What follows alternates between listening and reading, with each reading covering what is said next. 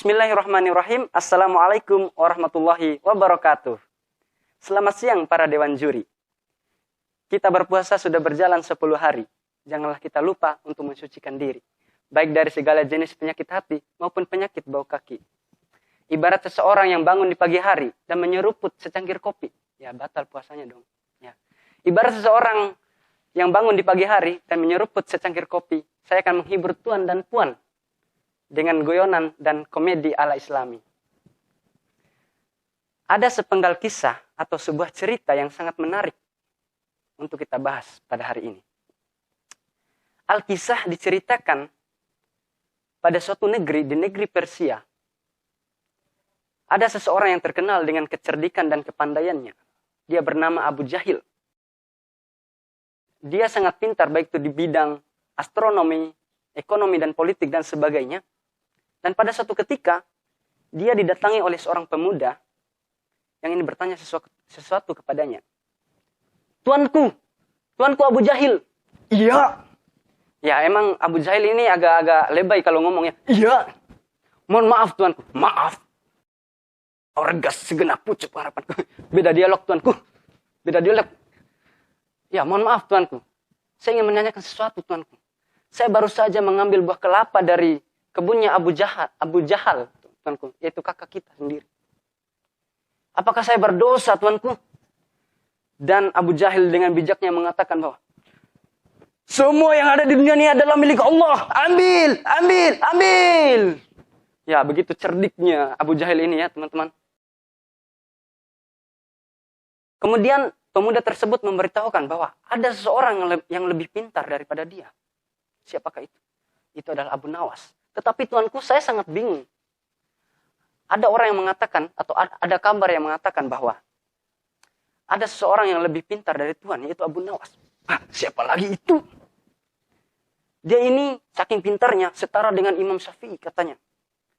Karena diceritakan bahwa Imam Syafi'i itu ketika berjalan dari rumahnya ke masjid, dia menggunakan dia menggunakan kapas. Ya, maksud saya kapas. Di kedua telinganya, agar dia tidak mendengar dan menghafal semua kata-kata orang yang dia lewati. Ini bahaya. Saya harus menantangnya. Karena penasaran, Abu Jahil ini pun pada keesokan harinya ingin menantang si Abu Nawas dan pergi ke rumahnya. Singkat cerita, Abu Jahil ini pun pergi ke rumahnya Abu Nawas. Dan di jalan kebetulan dia melihat seseorang yang memakai kapas di telinganya, tetapi hanya telinga kanan saja. Di satu telinga saja.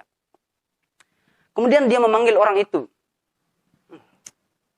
Jangan-jangan ini adalah Abu Nawas. Dia memakai kapas di telinganya.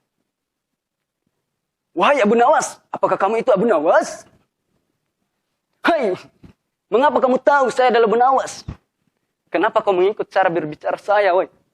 Ya, sorry. Jadi, apa gerangan Tuhan datang kemari? Pasti kamu ini adalah Abu Nawas. Karena kamu memakai kapas di telingamu.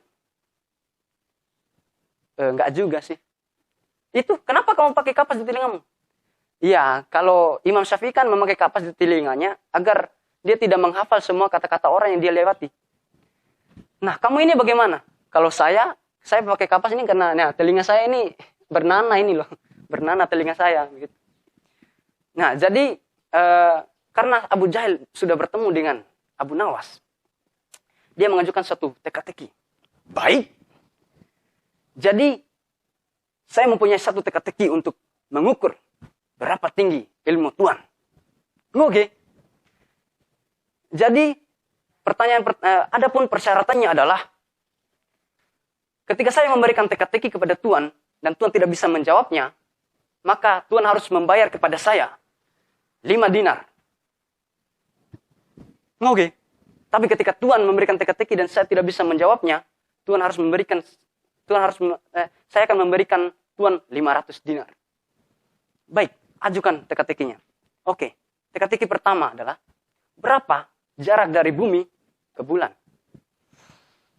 Karena di sini Abu Nawas tidak tahu jawabannya, dia langsung saja memberikan kepada Abu Jahil. Ya baiklah, ini 5 dinar untukmu. Saya tidak tahu jawabannya. Sekarang giliran saya. Jadi teka-teki saya adalah Apa yang naik ke atas bukit dengan 3 kaki dan turun dengan 4 kaki? Di situ Abu Jahil pusing, tidak tahu jawabannya.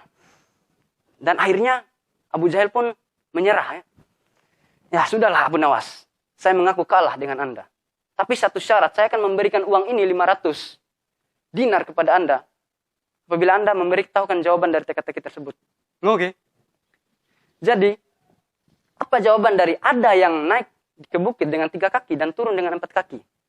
Dan si Abu Nawas dengan bijaknya mengatakan, sesungguhnya saya tidak tahu juga jawabannya itu.